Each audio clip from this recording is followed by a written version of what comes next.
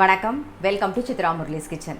இன்றைக்கி என்ன ரெசிபி பார்க்க போகிறோம் அப்படின்னா, சாம்பார், சேப்பங்கிழங்கு கறி, அதுக்கப்புறம் ஆடிப்பால் பண்ண போகிறோம். அப்புறம் மாங்காய் பச்சடி பண்ண போகிறோம்.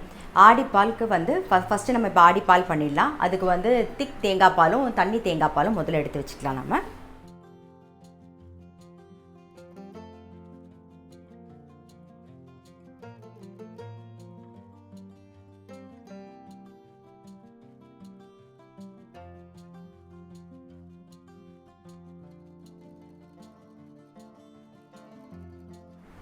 இப்போ திக் தேங்காய் பால் எடுத்தாச்சு.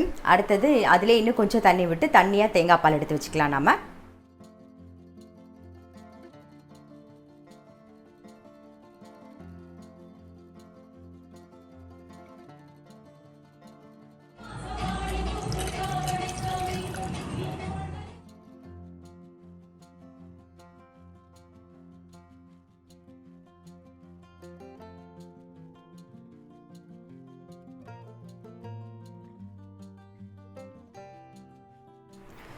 பாருங்கள், தண்ணி தேங்காய் பாலும் எடுத்தாச்சு.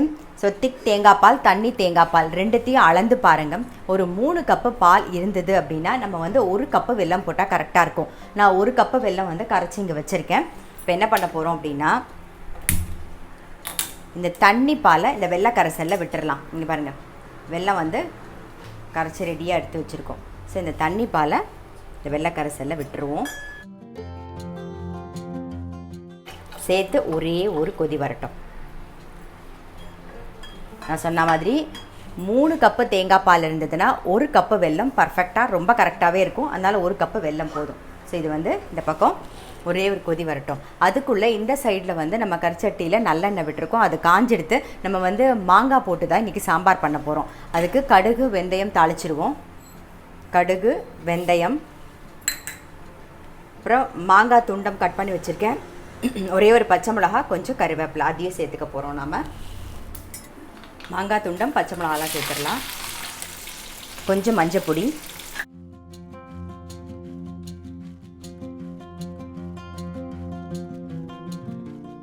அப்புறம் கொஞ்சமாக புளி தண்ணி விட்டுக்கலாம்.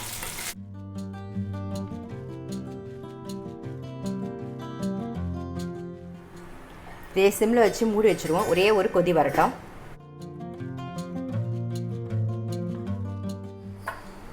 பாருங்கள், தண்ணி பால் சேர்த்துட்டு ஒரு கொதி வந்துடுது. இப்போது திக்கான பால் சேர்த்து ஒரு 2 நிமிஷம் இருந்தால் போதும். கொதிக்கணுங்கிற அவசியம் கிடையாது.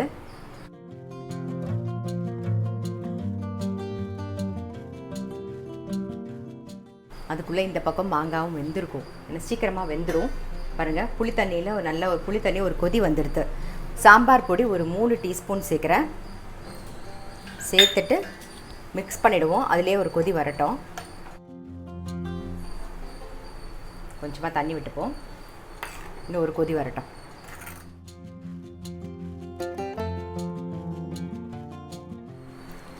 இப்போ திக் பால் சேர்த்து ஒரு 2 நிமிஷம் ஆகிடுத்து. இறக்கிட்டு நம்ம தாளிச்சிடுவோம். கொஞ்சம் ஏலக்காய் பொடி போடணும். ஸோ இது மேலாக இப்போ போட்டுடலாம். நம்ம ஏலக்காய் பொடி சேர்த்துருவோம். நெய் விட்டு முந்திரி பருப்பை வறுத்து போட்டுடலாம்.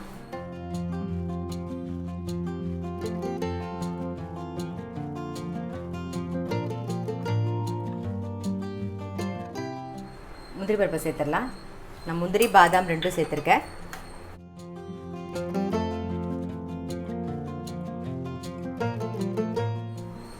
முந்திரி பருப்பை ஆடிப்பாலில் சேர்த்துடலாம்.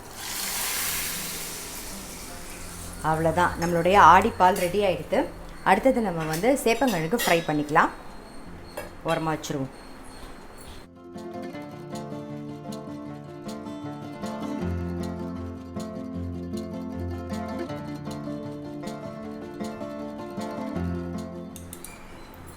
பாருங்கள், சாம்பார் பொடி சேர்த்து நல்லா ஒரு கொதி வந்துடுது. இப்போ வேக வச்ச பருப்பை சேர்த்துடலாம். நல்லா இந்த பெரிய கரண்டியில் ஒரு குழிக்கரண்டி நான் பருப்பு எடுத்திருக்கேன். அதில் கொஞ்சமாக மஞ்சள் பொடியும் பெருங்காயமும் போட்டு வேக வச்சு ரெடியாக வச்சுருக்கேன். இப்போ அதை சேர்த்துடலாம். நம்ம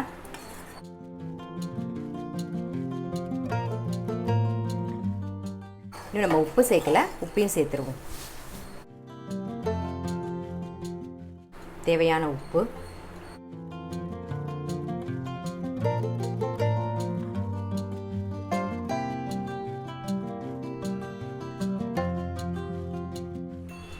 பக்கம் எண்ணெய் காஞ்செடுத்து கடுகு உளுத்தம் பருப்பு தாளிச்சிடலாம். கொஞ்சம் கருவேப்பிலை, மஞ்சள் பொடி,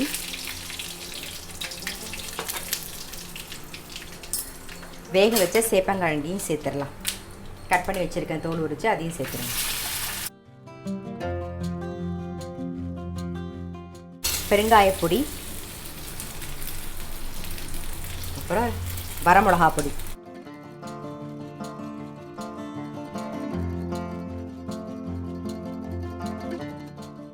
அவ்வளோதான், நல்லா ஒரு மிக்ஸ் பண்ணிடலாம்.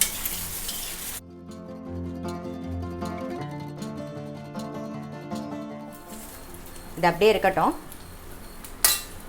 இந்த பக்கம் சாம்பாருக்கு கொஞ்சமாக வந்து வெல்லம் சேர்த்துக்கலாம்.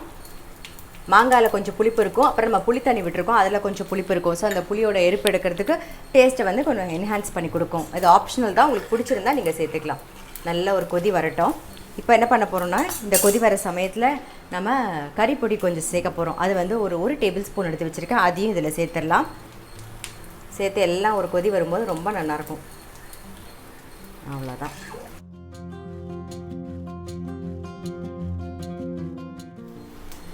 சேப்பங்கிழங்கு கறியும் ரெடி ஆகிட்டு பாருங்கள், நல்லா ஒட்டாமல் தனித்தனியாக இருக்கும். நீங்கள் வேணும்னா கொஞ்சம் அரிசி மாவு போட்டுக்கலாம். நான் இன்றைக்கி அரிசி மாவு சேர்க்கல, அந்த எண்ணெய் மாத்திரம் கொஞ்சம் கூட விட்டேன் இல்லையா, ஸோ அதோடு சாப்பிடும்போது கொஞ்சம் இன்னும் நல்லா டேஸ்ட்டாக இருக்கும். அதுக்காக இதை இறக்கி வச்சுருவோம்.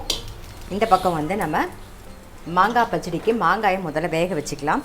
நான் வந்து மாங்காயும் பச்சை மிளகாயும் கட் பண்ணி வச்சுருக்கேன். ஒரே ஒரு பெரிய பச்சை மிளகா கட் பண்ணி வச்சுருக்கேன். ஸோ அதையும் சேர்த்துட்டு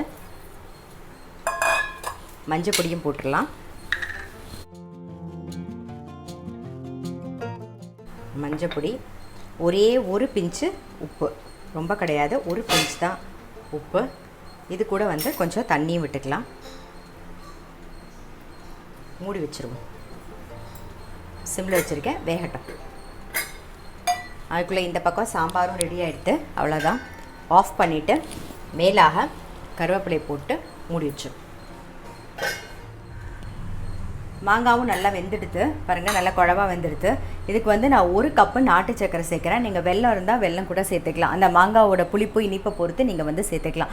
இன்றைக்கி வந்து மாங்காய் பச்சடி பண்ணணுங்கிறது இல்லை, இன்றைக்கி வந்து ஆடிப்பால் தான் ஸ்பெஷல். மாங்காய் வந்து நிறைய இருந்ததுனால சரி சும்மா துண்டம் போட வேண்டாமே அப்படின்னு சொல்லிட்டு பச்சடி பண்ணி வச்சுக்கலாம்னு சொல்லிட்டு இன்றைக்கி மாங்காய் பச்சடி பண்ணுறேன். அவ்வளோதான். இப்போ வந்து நம்ம நாட்டு சர்க்கரையை சேர்த்துருவோம். இல்லை கல் மண்ணெல்லாம் கிடையாதுனாலும் நான் அப்படியே சேர்த்துட்டேன். அப்படி இருந்ததுன்னா நீங்கள் வந்து கொஞ்சமாக வடிகட்டி சேர்த்துக்கோங்க. எல்லாம் சேர்ந்தாப்பில் கரைஞ்சி வரட்டும்.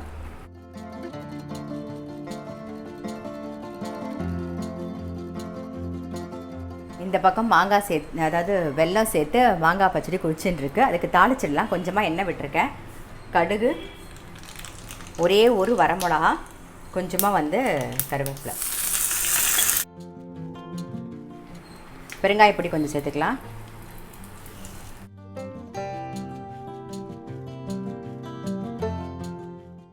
அவ்வளோதான், நம்மளுடைய மாங்காய் பச்சடியும் ரெடி ஆகிடுது.